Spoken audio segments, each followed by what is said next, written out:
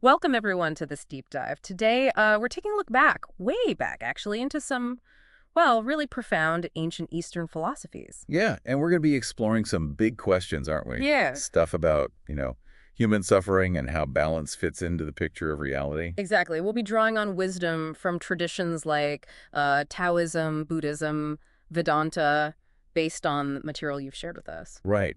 And what's really striking, I think, is seeing how these ancient ideas, they don't just stay in the past. They sort of echo forwards. Mm-hmm.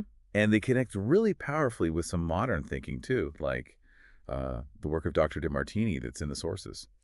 So our mission today really is to unpack how these older ways of thinking viewed suffering. Not as something broken that needs fixing or, deleting, Yeah, not an error. but maybe as something intrinsic, like a necessary part of a balanced reality. It sounds a bit counterintuitive, maybe. It does initially. Mm. And then we want to see how that idea crops up again in contemporary thought. Okay, let's dive in. Well, the sources make it pretty clear from the get-go. These truths about suffering, about balance, Mm. they aren't exactly new. They're, like you said, echoes, very deep echoes from our past. And if we start looking back, Taoism offers this really elegant concept to begin with, yin and yang. Ah, yes, yin and yang.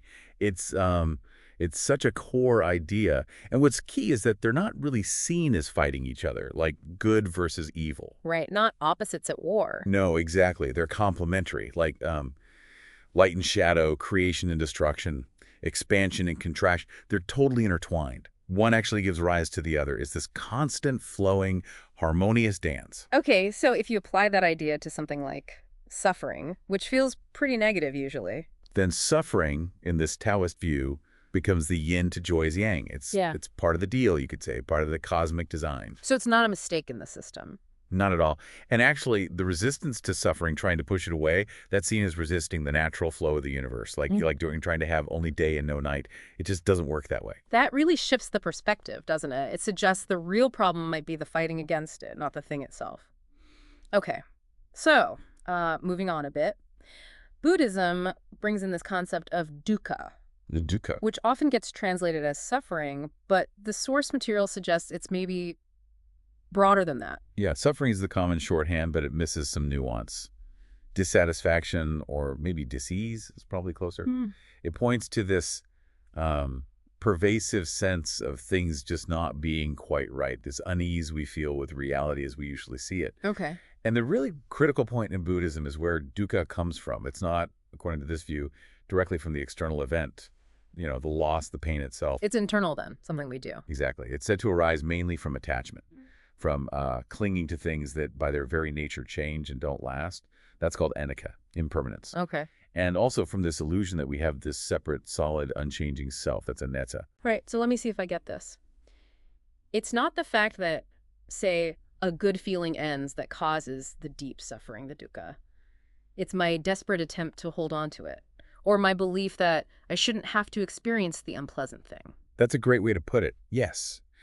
When you cling really tightly to pleasure, you're basically setting yourself up for pain when it changes, which it inevitably will. Makes sense. And on the flip side, when we fight hard against pain or difficulty, that resistance often just digs the hole deeper, makes it last longer. Mhm.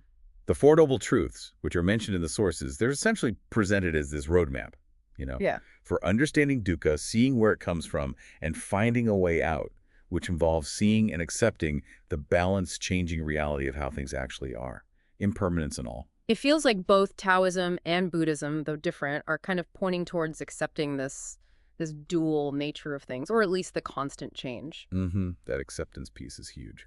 Okay, so now if we bring in Vedanta, we encounter this idea of non-duality. What's that about? Right, Vedanta, it talks about the ultimate reality, which it calls Brahman. And Brahman is described as being beyond all these distinctions we make, all the pairs of opposites, good, bad, pleasure, pain, self, other. It's ultimate unity, perfection. So if the ultimate reality is perfect unity, where does my suffering fit in? Because it feels pretty real, pretty distinct when I'm in it. That's the question, isn't it? In Vedanta, your perceived suffering, your judgments, that feeling of being separate, these are seen as aspects of Maya, Maya, grand illusion. often translated that way, yes. Or maybe cosmic play. It's not saying your experience of suffering isn't happening or isn't felt. It's saying that its ultimate truth, its fundamental nature, isn't what it seems from our everyday limited dualistic viewpoint.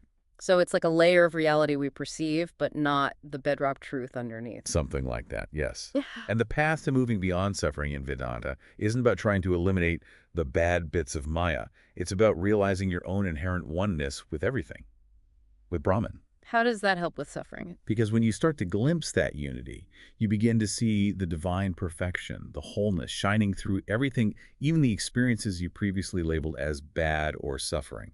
You see them from a much, much bigger perspective.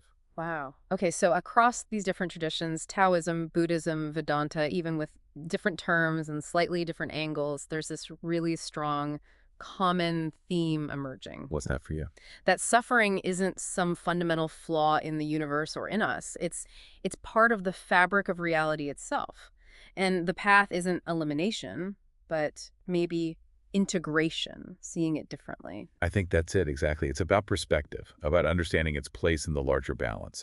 And that's where it gets really interesting, connecting this ancient stuff to the modern insights mentioned in the source material, particularly in Dr. DeMartini. Right, the echoes forward. How do these ancient ideas pop up in his work? Well, the parallels are really quite striking. DeMartini talks about a universal law of opposites.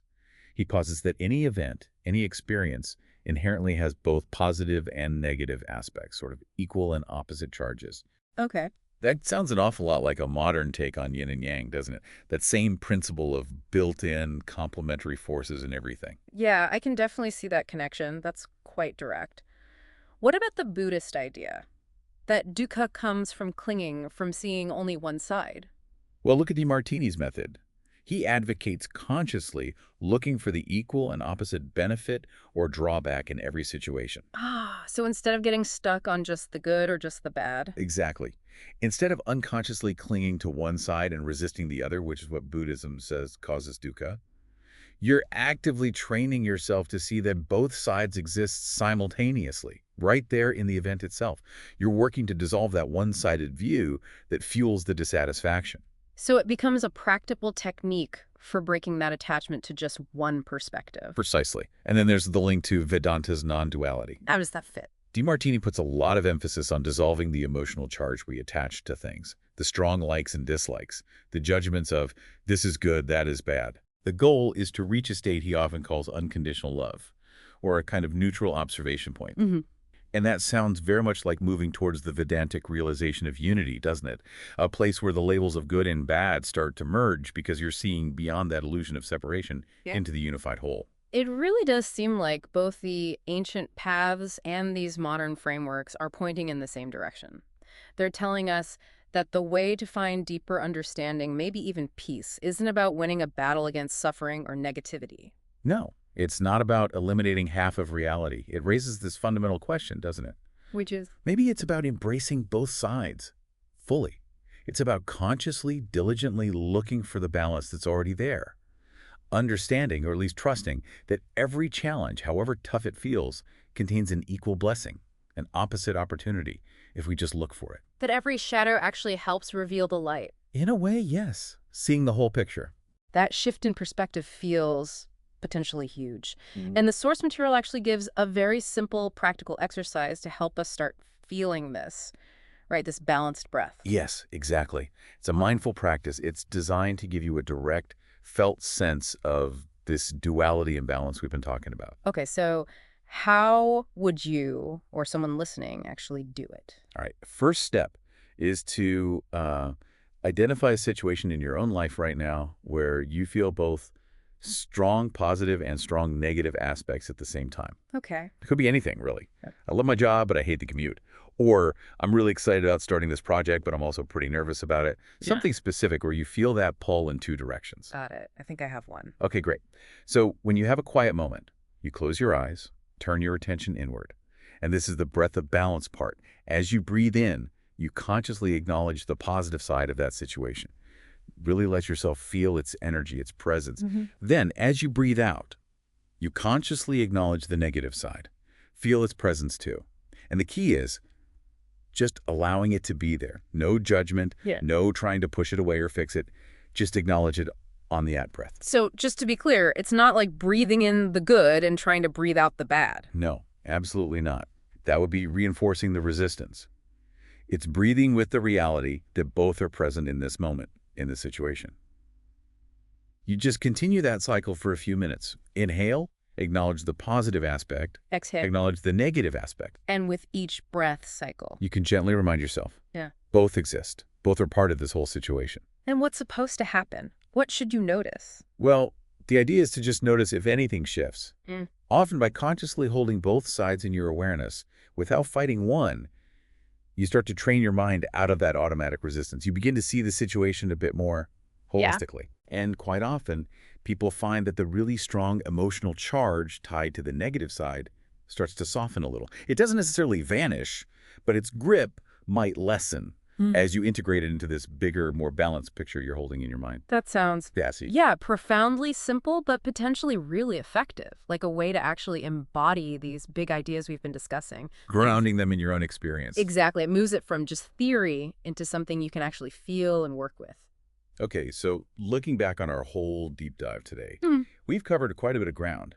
We journeyed through these ancient Eastern philosophies, Taoism, Buddhism, Vedanta, and saw how consistently they presented suffering and balance not as enemies, but as, well, deeply integrated parts of reality. Inseparable, really. Yeah, two sides of the same coin, you could say.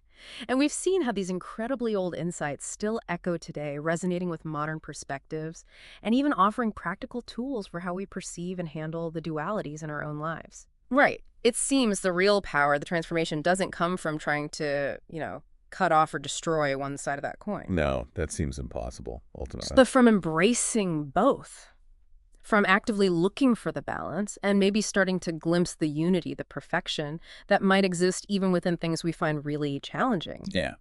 So thinking about this now, for you listening, how might really acknowledging the opposite side, maybe it's a lesson or a strength you gained or just a different perspective, the potential benefit, how might acknowledging that in a challenge you're facing right now change how you approach it? Or even just how you feel about it. It really does make you wonder, doesn't it? If every single thing we perceive as negative truly holds an equal and opposite positive, just waiting for us to see it. What kind of possibilities open up? What shifts could happen in your life if you're really committed to actively searching for that hidden balance?